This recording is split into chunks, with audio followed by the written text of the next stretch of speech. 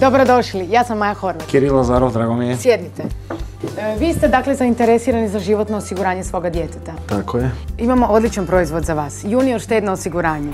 Možete osigurati dijete do 13. godine starosti, a minimalna godišnja premija je 180 eura. Super, znate, on obožava sport i uvijek me je strah da mu se nešto ne dogodi. Po isteku osiguranja njemu će se isplatiti ugovoreni iznos uvećan za ostvarenu dobit.